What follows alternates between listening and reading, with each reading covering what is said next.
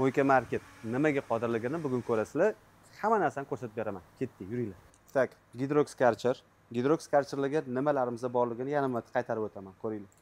Men pistolet uzini buni kalta qilish yo'lini o'rgataman. Nasatkasini mana bunday olib, bunday tiqib qo'yasizlar. Mana bunaqa nasatka bor. Qo'ydinglar. Keyin bu nasatkasi bemalol tushadi. Bosing. Bu pena bachok. Pena bachok nimaga aytiladi? Penna nasatka deymiz. 1 litrovый penna nasatka bor. Bu pena bachok, pena nasatka desanglar bo'ladi. Karcherga 1 litrlik. Bu yerda italyanskiy pena bachogimiz bor. Hozir buni sizlarga полный обзоrini qo'yib beraman. Sepishlarini, penani qanaqa quyib sepishini va ekonom rejimda sepadi bu. Chunki bunda 1 litrli beskontактimizni 3 ta mashinaga ham yetkazsa bo'ladi. Faqat tez harakat qilish kerak bo'ladi. Beskontakt har bitta mashinaning har bitta burchagiga tegish kerak bo'ladi. Yig'ib bo'ldim. Ichida mana bunaqa yana narsasi chiqadi. Nimaga mana shu narsasi ichida chiqishini kommentariyada birinchi bo'lib yozgan odamga mendan o'zidan bitta premium usta sovg'am bor.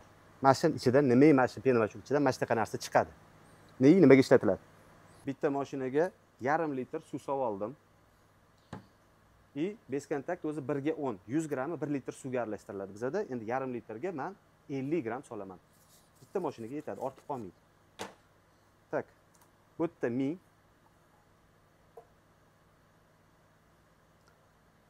950 50 gram soldim. Uyda bo'lsa iliq suvga tayyorlaganingiz zo'r. Shampun yaxshi aralashadi. Mana pastda tushib turibdi-da, hali yaxshi aralashmadi. Mana hozir aralashtirib olaman, yaxshilab.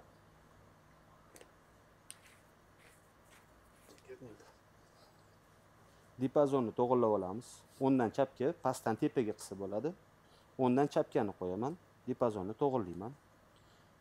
Pena bachok qo'yamiz. Ha.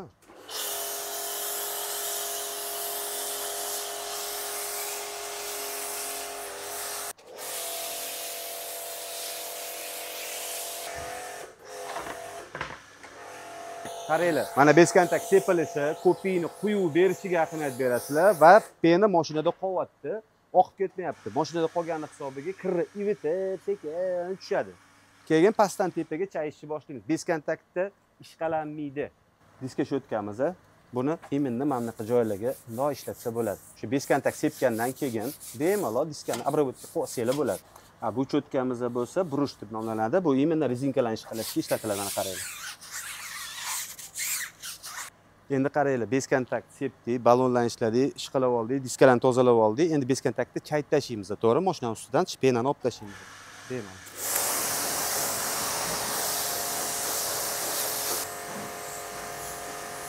Beskontakt chayib tashlagandan keyin nanoni tayyorlashga yetaman. Bu ham 1,5 litr suv va 50 gram shampun. Bu ham 1 ga 10, 100 gram 1 litr suvga aralashtiriladi.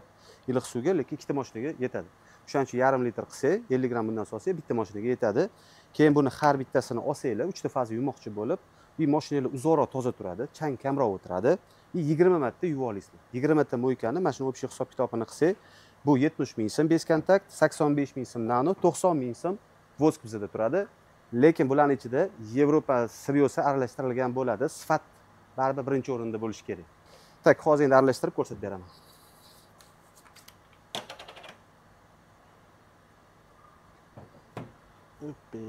Netu 950 bo'lishi kerak. Bo'ldi, 950.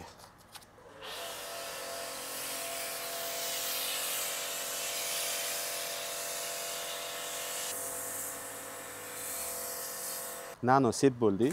Bu makaronka deyiladi. Bu makaronka mashinani chizmasdan, qirmasdan bu 40% lik vosk shampunimizda ham beskontактdan qolgan kislotani neytralizovat qiladi bu. Keyin ichidagi voski bilan vosk sepish uchun mashinani birinchi tayyorlaymiz. Artib, полностью bundoq o'ngga chapga qilib voskni tayyorlaymiz.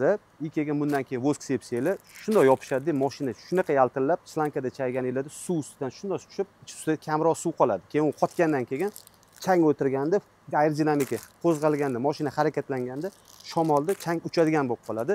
O'shaning uchun sizlarning mashinanglar ko'proq toza turishini ta'minlab beradi.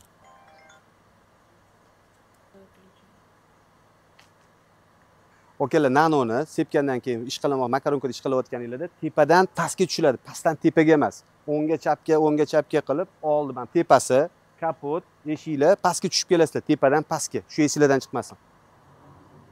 Men makaronkani chayishni zo'r bo'ladi. Men plastmassa bor, 3 sm bo'lgani uchun qaranglar. Lifehack.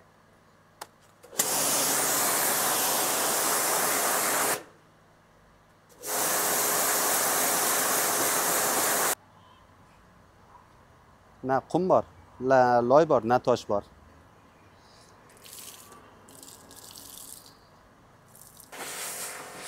Nimaga gidropopligini aytaymi?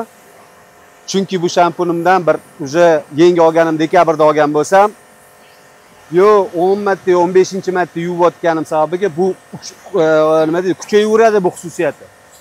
Gidropopli effekti, mashinaga chang, kir yopishmasligi xususiyati u kuchayaveradi. Agar bir marta sizlar bu mashinani samomoykaga olib borib qo'ysam deb, ana samomoykani aktivniy penasi bor, juda ham yuqori 14% pH ga ega bo'lgan. O'shaning bitta yuvsanglar, bu hammasi bittada yo'q bo'ladi. Shuncha davomida kelib bergan mehringlar, shuncha qilgan rasxotinglar bir teng. Xo'p, nano sep bo'ldik, chayib tashladik, makaronkada ish qilib, endi vosk tayyorlashni ko'rsataman. 300 ml suv, bitta mashinaga 300 ml suv, 30 gram vosk.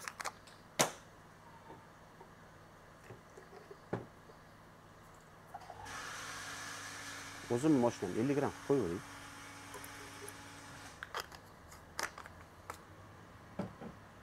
Aralashtirdim. Buni qopqog'ini yopdik. Endi mashinani ustida qanaqa vosk sirpanishini tomosha qilinglar.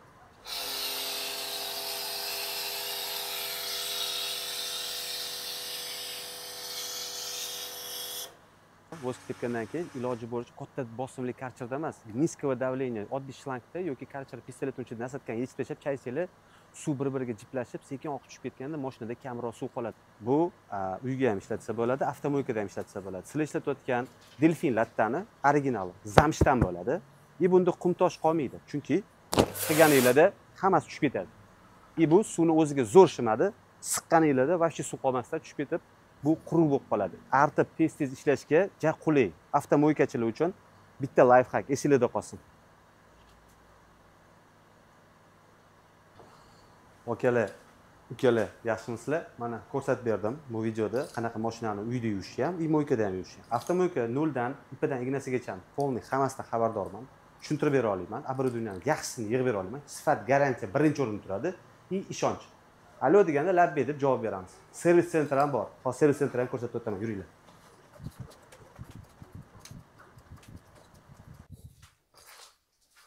Okalar, xormanglar, biza nima sotsak, оборудованияmi yoki polirochniy eksentrik apparatmi, pilisosmi, химческий pilisosmi, hammasini o'zimiz remont qilamiz. O'zim remont qilaman. Ichida ipini danginasigacha nima aybidan bo'lganini tushuntirib bera olaman. Keyin bitta narsa, bu yerda ham kamera qo'yilgan. Bu kamera nimaga qo'yilganligini aytib beraman. Sizlarda shubha tug'ilsa, bir og'iz so'rasanglar, sizlarda nima bo'lganligini, bu kamerada kattalashtirib almashganmiz, apchasizlar yo'qmi? Hamma narsa isbot dalili bilan keyin Telegramda video bilan tushuntirib sizga jo'natib beramiz, bunaqa informatsiya beramiz. Bemalol kelaverasizlar. Sog' bo'linglar.